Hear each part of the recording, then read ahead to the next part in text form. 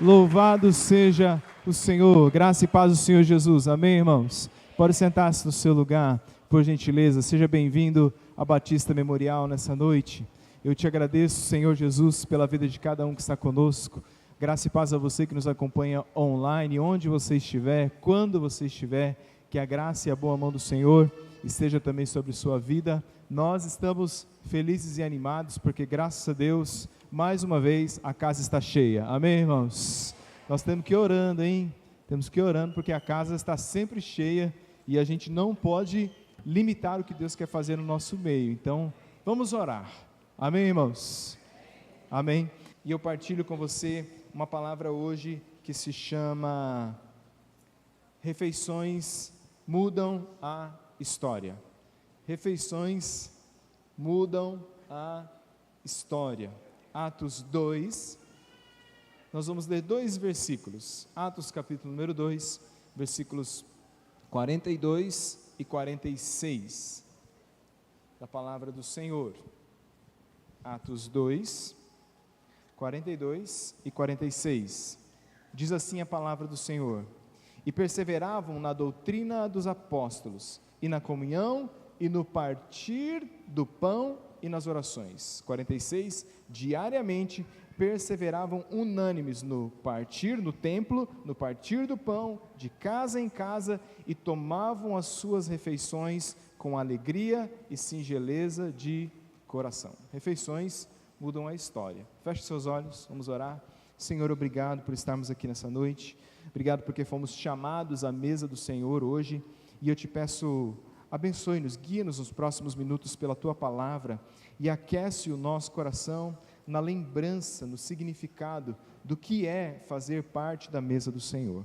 Eu te agradeço pelos meus irmãos que aqui estão, e peço que nos próximos minutos nosso coração seja inspirado a te amar mais, a te conhecer mais. Fala conosco pela Tua Palavra, é a oração que eu faço em nome de Jesus, amém e amém. E se eu começasse a palavra dessa noite, perguntando para você, qual foi a melhor refeição que você já fez na sua vida? Qual foi a melhor refeição que você já teve na sua história? Às vezes, a gente, dependendo de onde a gente foi criado, ou das experiências que a gente tem na vida, a gente tem algumas predileções gastronômicas, por assim dizer, não é? Depende de onde a gente foi criado, tem alguns cardápios que a gente valoriza mais. Por exemplo, se você é do Sul, talvez você diga assim, não, a melhor comida que já comi na minha vida é churrasco. Quem é desse time aí? Churrasco, qualquer motivo é motivo a gente fazer um churrasco. Quer ver se fosse a costela de chão aqui, ó, 6 horas da manhã põe, serve 12:30, descola do osso, toda aquela conversa, fala, pastor, eu não jantei, para com essa conversa, né? Ok, então se você é mais do Sul ou da nossa região aqui, você fala, comida que é boa é churrasco. Ou talvez você seja da região mais litorânea do nosso país, você seja uma pessoa que gosta, por exemplo, de uma muqueca. Quem é dessa? Aí, ó, só da muqueca. Eu estive no Espírito Santo algumas vezes, e lá tem uma rixa entre o Espírito Santo e a Bahia. Eles brigam para ver quem que tem a melhor muqueca do Brasil. Não é uma briga, não. Isso aqui é muqueca capixaba, isso aqui não é muqueca da Bahia. Aí você vai na Bahia e o cara fala que isso aqui é muqueca da Bahia, não é muqueca capixaba. Então, briga e rolo, qualquer motivo é motivo para ter briga. Mas tem o pessoal que prefere frutos do mar, uma boa muqueca. Ou talvez você é uma pessoa italiana e você fala, pastor, comida é massa, lasanha, macarrão. Isso é que é comida, bem feitinho, na hora, um queijo ralado por cima, aquele pessoal dos molhos, como que chama aquele molho verde que o pessoal põe? Molho pesto, assim, isso é refeição. Vai que você é uma pessoa que tem experiências gastronômicas mais refinadas, já foi em restaurantes ao redor do mundo, você fala assim, não, pastor, tem que ir naquele restaurante tal, aqui da nossa cidade, ou naquele restaurante de São Paulo, ou em Paris, às margens do rio Sena, né, comendo ali aquele prato, degustando aquilo, a gastronomia. Ou talvez você tenha outra predileção, vai que você é mineiro, e para você é a melhor comida do mundo, acabou, né? Um pão de queijo, um café, a coisa está resolvida, pão de queijo. Vocês sabem da história do mineiro com o gênio, né? Não preciso nem contar para vocês, né? Queijo. Então, ok, mineiro, pão de queijo. Então, refeições fazem parte da nossa vida. Irmãos, refeições acompanham momentos significativos da nossa vida. Você já parou para pensar que muitos dos dias especiais da nossa vida são marcados por refeições? formatura, casamento, ano novo, Natal, grandes encontros de família, aniversário. Geralmente a gente se reúne e aqueles dias, eles são marcados por o quê, irmãos? Refeições. A gente senta para comer, a gente senta para partilhar o pão. É sinônimo de que algo importante, algo significativo está acontecendo. Refeições também são importantes por alguns motivos: local, companhia, cardápio, ocasião. Pode ser que a comida não foi tão boa assim, mas você comeu naquele restaurante que tinha aquela vista para o mar e aquilo impactou você. Então o local onde você comeu foi muito importante. Ou talvez a companhia. Você chegou em casa e disse assim: você não sabe com quem eu jantei hoje, você não sabe com quem eu almocei hoje, vai ficar marcado para sempre na minha vida. O que mais torna uma refeição importante? A ocasião. Não, foi uma refeição que foi feita no dia do meu casamento, foi no dia da minha formatura, foi no dia em que nós celebramos o batismo do meu filho e a gente saiu. A ocasião foi muito importante. Ou o cardápio mesmo, você fala assim: olha, aquele dia a comida estava demais e isso foi muito bom. Estou falando isso tudo para você porque alguns momentos importantes e significativos da Bíblia envolvem refeição.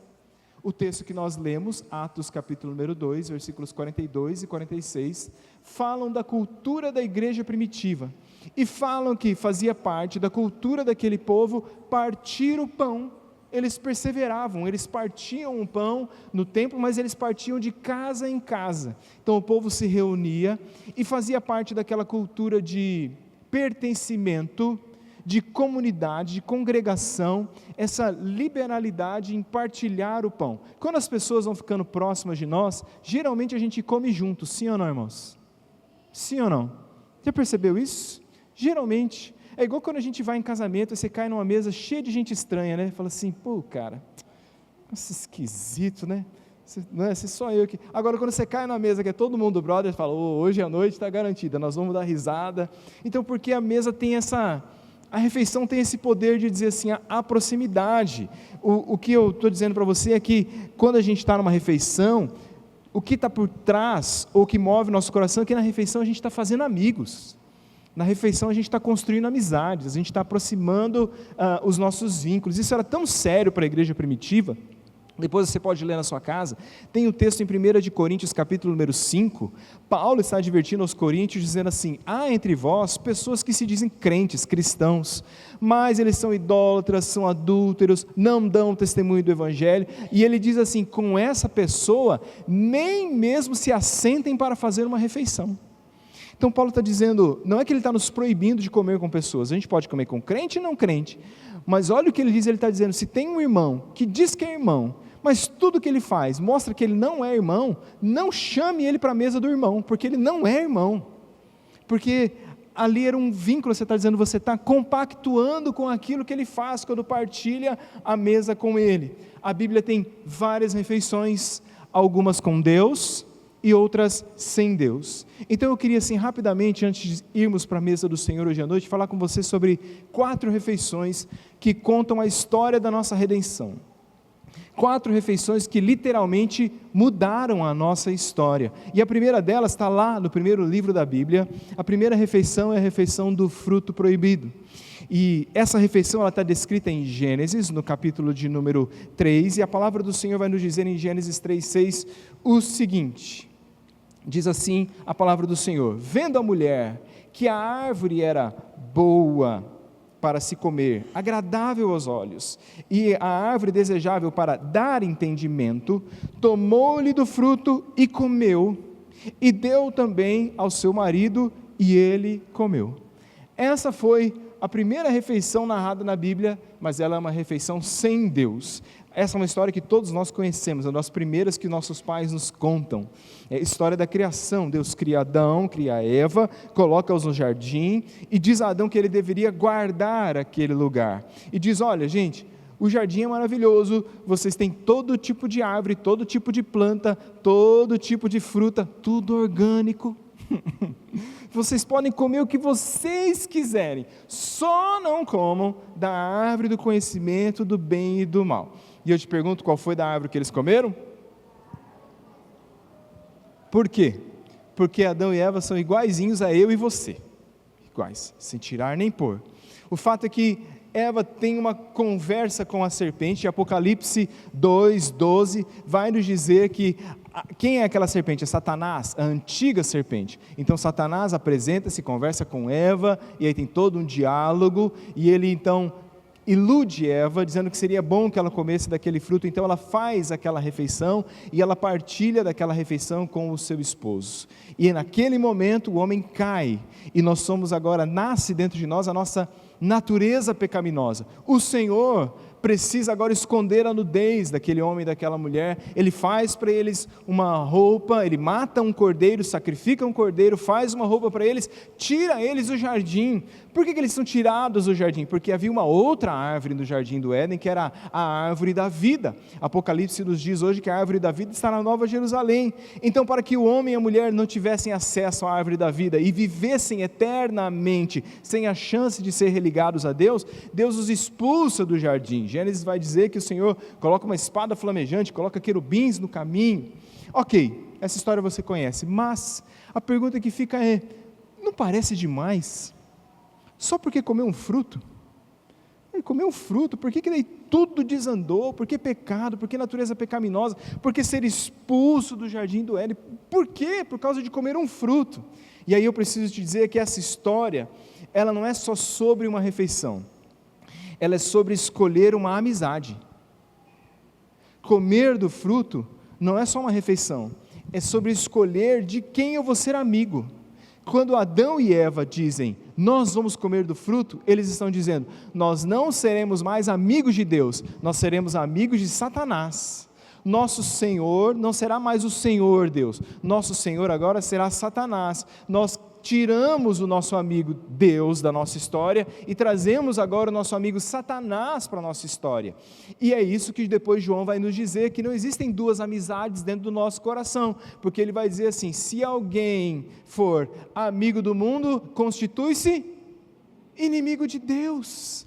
Não existe, se eu traço uma linha de amizade na minha história, eu traço uma de inimizade com Deus, e naquele momento, com aquela refeição, o homem estava escolhendo ser inimigo de Deus. Então tem mesas, um rápido parênteses, tem mesas que a gente vai, tem lugares que a gente vai, que não é só o lugar, é o que eu estou dizendo indo para aquele lugar, é o que eu estou afirmando, dizendo quem são meus amigos, quem governa a minha vida.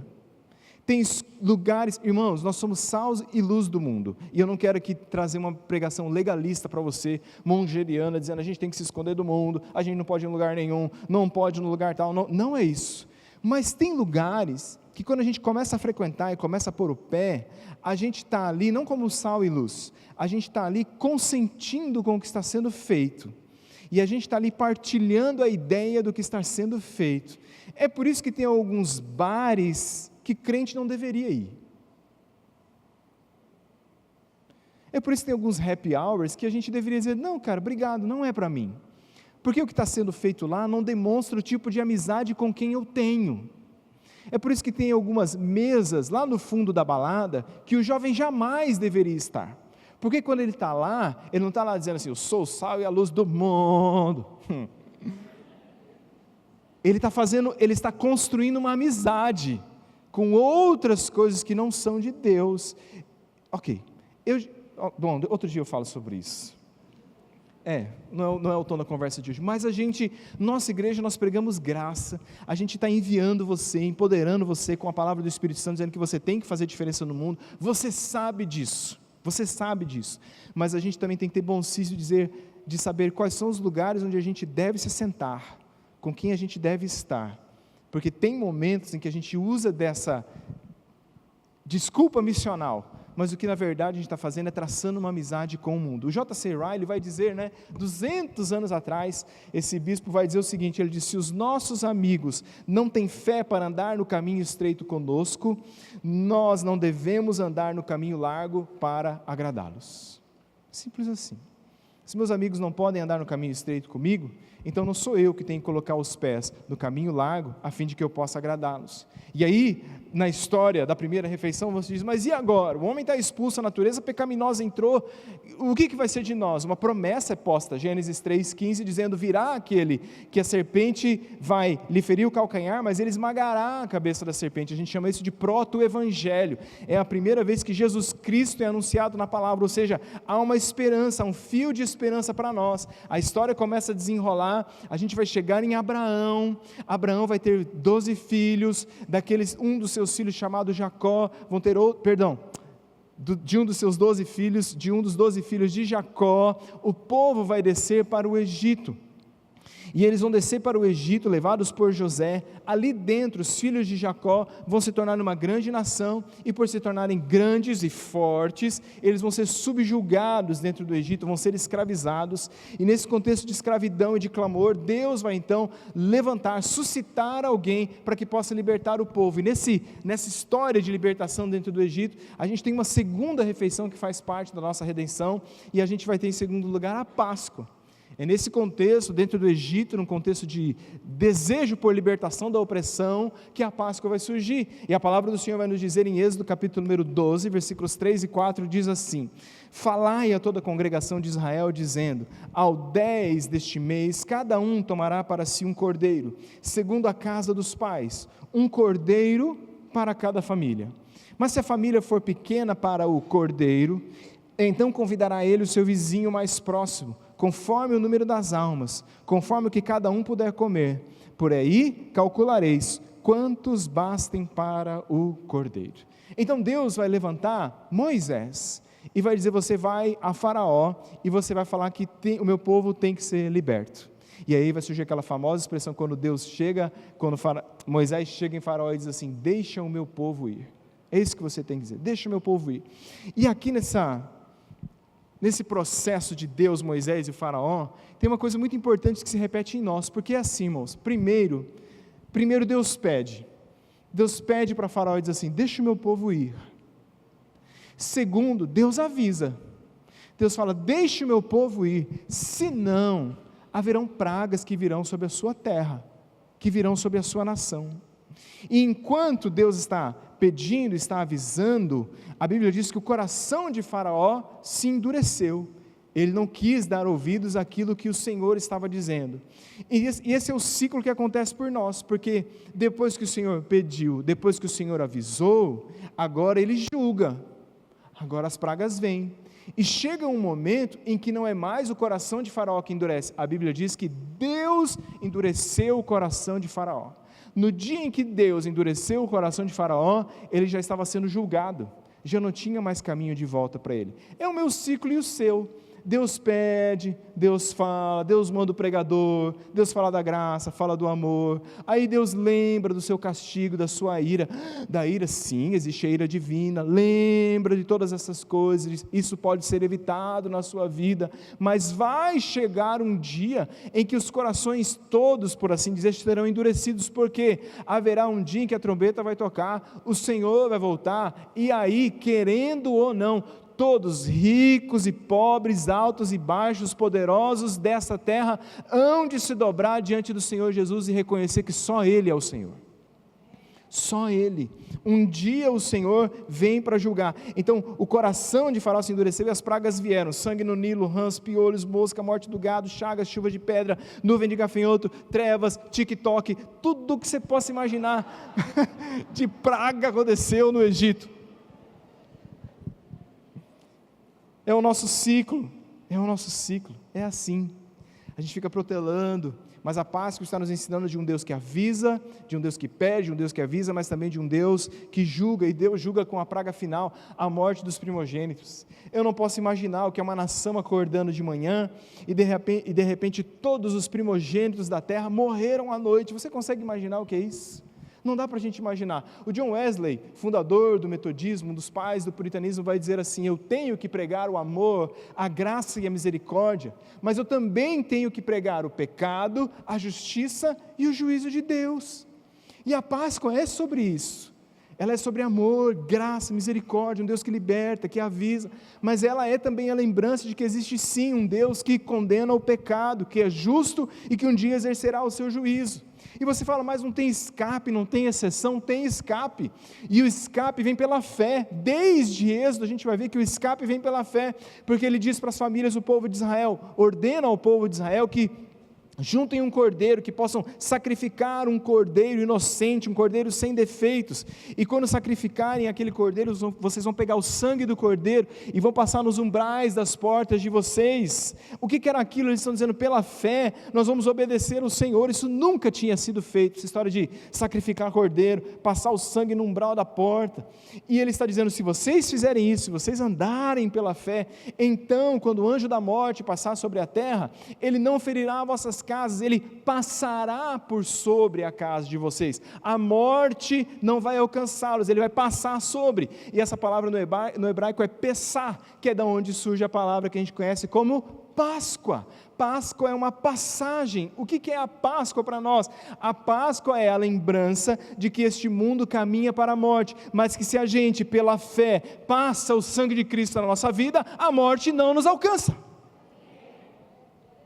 Pela fé no Senhor, nós somos livres da ira de Deus. E aí, todo mês de Nissan, que dependendo do calendário judeu vai cair março, abril, eles vão celebrar a Páscoa, uma vez por ano, durante 1400 anos.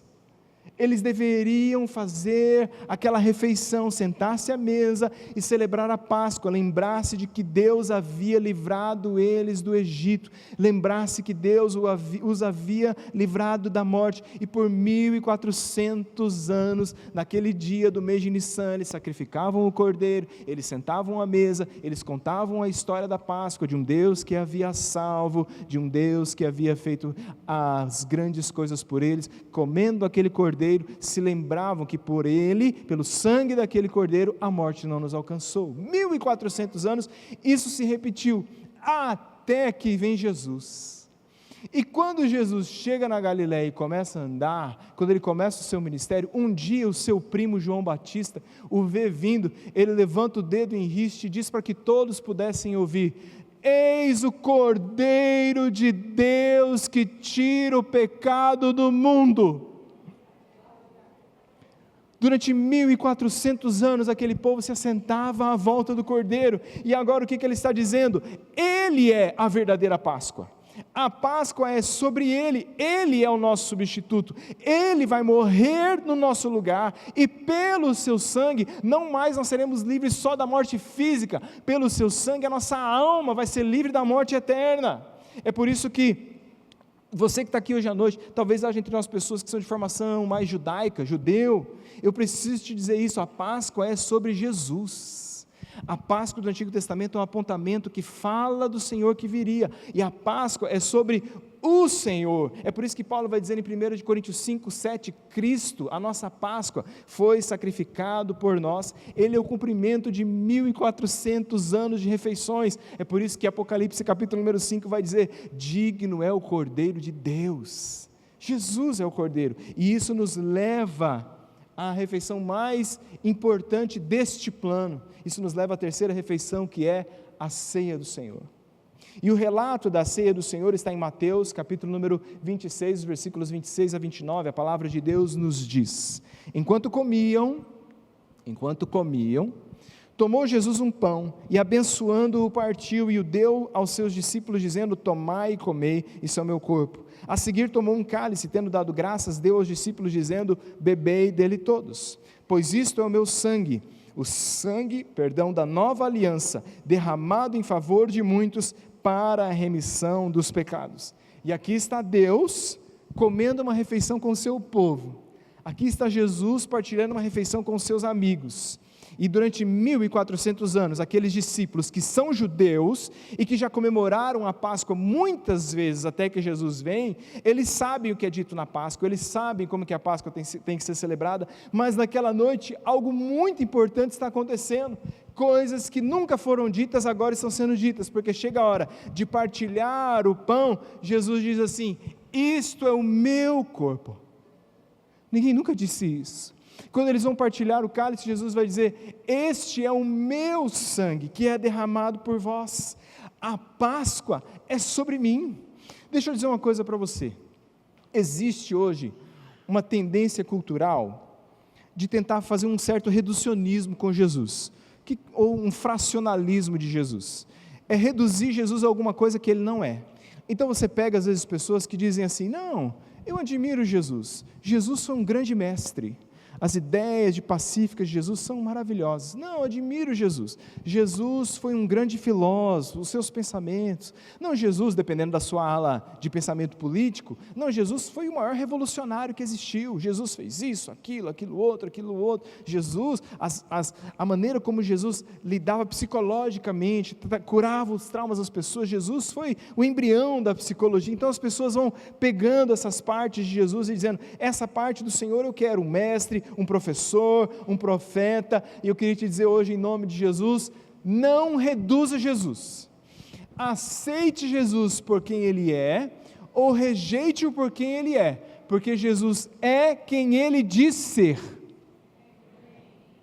Jesus é quem Ele diz ser, e Ele é o Filho de Deus. Ele está dizendo: eu sou o cumprimento de 1400 anos de refeições, eu sou o cumprimento da profecia de Gênesis 3, versículo número 5, a Páscoa é sobre mim. Este pão, quando Ele parte o pão, Ele diz: lembrem-se disso, o meu corpo vai ser quebrado por vocês, para que vocês possam ser religados. Quando Ele pega o sangue, Ele diz, o cálice, Ele diz: lembre-se, este é o meu sangue que está sendo derramado por vocês, para que haja perdão dos pecados. Os judeus sabem disso, não havia perdão de pecados sem derramamento de sangue.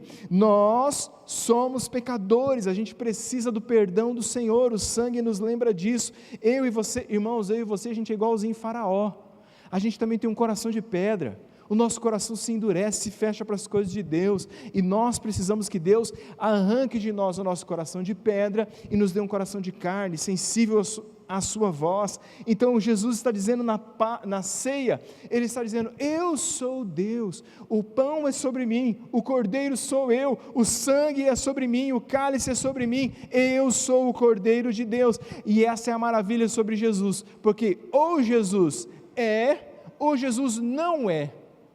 Ou você crê completamente, ou você não crê em absolutamente nada. Se você crê parcialmente, você não creu em Jesus. Não há escolha, não tem como ficar em cima do muro. Ele está dizendo: eu sou. E eu queria dizer hoje, em letras garrafais, aqui, nesta igreja, neste lugar, nós profundamente, nós sinceramente, intencionalmente, apaixonadamente acreditamos que Jesus é o Filho de Deus. Nós cremos que Jesus é o Cordeiro de Deus enviado dos céus. Nós cremos que Ele é Deus entre nós. Nós cremos que o seu corpo foi partido, que o seu sangue foi derramado e que por Ele, para Ele, somente por meio dele, nós temos o perdão e a remissão dos nossos pecados. Nós cremos que Jesus Cristo é o único e verdadeiro caminho que nos religa a Deus. É nisso que nós cremos. É nisso que nós cremos. O nosso coração está entrelaçado com o Senhor. A ceia nos lembra disso. E aí a gente tem uma última refeição que muda a nossa história. E essa refeição, nós chamamos ela de as bodas do Cordeiro. E as bodas do Cordeiro estão descritas para nós em Apocalipse capítulo número 19, versículos de 6 a 9, diz assim a palavra do Senhor. Eu vou virar aqui porque esse é o tipo de texto que a gente não pode ler devagar, a gente tem que ler alguns textos da Bíblia efusivamente. Eu amo a palavra de Deus. Então olha só, eu ouvi como que a voz de uma grande multidão, e como que a voz de muitas águas, e como que a voz de grandes trovões, que dizia: aleluia! Pois já o Senhor Deus Todo-Poderoso reina. Regozijemo-nos, alegremo-nos e demo-lhes glória, porque são vindas as bodas do Cordeiro, e já a sua esposa se aprontou, e foi-lhe dado que se vestisse de linho fino, puro e resplandecente, porque o linho fino são as justiças dos santos. E disse-me: escreve, bem-aventurados aqueles que são chamados à ceia das bodas do Cordeiro. E disse-me: estas são as verdadeiras palavras de Deus. Um dia vai existir uma última e eterna refeição, e a Bíblia chama isso de bodas do Cordeiro. A Bíblia começa com uma refeição trágica. As primeiras páginas da Bíblia nos revelam uma refeição onde o homem abandonou a Deus, que trouxe para nós morte e destruição. Mas a Bíblia em Apocalipse termina com outra refeição, e essa refeição não é mais uma refeição de morte, ela é uma refeição de vida. Ela não é mais uma refeição de danação, de perdição, ela é uma refeição de salvação. Ela não é mais uma refeição de condenação, ela é uma refeição de perdão. Ela não é mais uma refeição onde as pessoas estão chorando de luto, desesperadas. Ela é uma refeição onde existe alegria e gozo. Ela não é mais uma refeição feita sendo expulsados do jardim, mas ela é uma refeição feita na presença daquele que é o próprio jardim. Seja bem-vindo às bodas do Cordeiro. Essa é a refeição que nos espera, irmãos. Bodas do Cordeiro. Bodas é festa, irmãos. Sabe o que é bodas? É festa de casamento. Vou repetir, festa de casamento. Quantos aqui gostam de uma boa festa? Quantos aqui gostam de uma boa festa? Irmãos, festa! As últimas páginas da Bíblia estão falando para nós de uma festa. Lá vai ter o local perfeito, lá vai ter a ocasião perfeita, lá vai ter o cardápio perfeito, lá vai ter a pessoa e a companhia perfeita, as bodas do Cordeiro. A Bíblia encerra as suas páginas falando para nós de uma refeição que vai ser uma grande festa, chamada de bodas do Cordeiro. Pastor, o que o texto está nos dizendo? O que vai ter nessa grande festa final, nessa grande refeição final? Primeiro ele diz que vai ter gente. Você que não gosta de gente, o céu não é um bom lugar para você. Diz a Bíblia, uma grande multidão, gente saindo pelo ladrão. Jesus está salvando gente em tudo que é canto do mundo, amém, irmãos? Jesus está salvando, Jesus está trazendo, Jesus está movendo. Gente.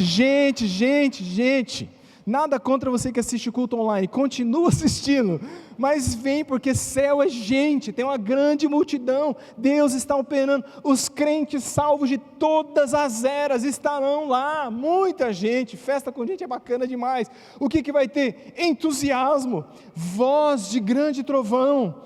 Não é uma festa, sabe aquelas festas paradeiras? Não é, irmãos. Tem entusiasmo. Você que já foi num auditório muito grande ou num grande show, essa ideia da voz de trovão, sabe quando você está assim e você ouve aquela voz da multidão, aquele, sabe assim? Que vem aquele mar de voz se levantando, é disso que ele está falando. Tem entusiasmo, as pessoas estão animadas de estar ali. O que mais tem nas bodas do Cordeiro? Alegria, regozijemo-nos, alegremo-nos. Por que alegria? Porque Deus é um Deus alegre, irmãos. Deus é um Deus alegre, Deus é um Deus festivo. Na presença do Senhor, diz a palavra, a plenitude de alegria. Pastor, estou na luta, estou na prova. Coloca um sorriso no seu rosto. A alegria do Senhor é a nossa força. O céu é um lugar alegre, é um lugar de entusiasmo, é um lugar onde tem gente. O que mais? Roupa de gala. E certinho, você não vai precisar amarrar, puxar, mandar na costureira para apertar, não, você vai estar roupa de gala, tudo igual, que se vistam de linho fino. Algumas traduções dizem vestes brancas. Por quê? Porque lá nas bodas do Cordeiro estarão a geração de crentes de todas as eras, que tiveram as suas vestes lavadas pelo sangue do Senhor. Vestes limpas, sem dor, sem choro. E o que mais? Qual é o último elemento das bodas do Cordeiro? O mais importante de todos. Sabe o que tem nessa festa, irmãos? Nessa festa tem Jesus. Ela é a ceia das bodas do Cordeiro. Quem é o Cordeiro, irmãos? Jesus. Na primeira refeição o cordeiro estava presente, porque quando o homem cai, um cordeiro é sacrificado para fazer a roupa que cobrisse a nossa nudez. Na segunda refeição o cordeiro está presente, era necessário que ele fosse sacrificado e passasse o sangue nos umbrais da porta. Na terceira refeição, na Páscoa, o cordeiro está presente, ele é a lembrança do livramento da morte. E na última e final refeição, o cordeiro não está mais prefigurado e ele não está mais morto, mas ele está vivo conosco para todos sempre. Jesus Cristo Senhor, Ele está conosco. Jesus. E eu queria te dizer em nome do Senhor, a mesa, há um convite para nós à mesa.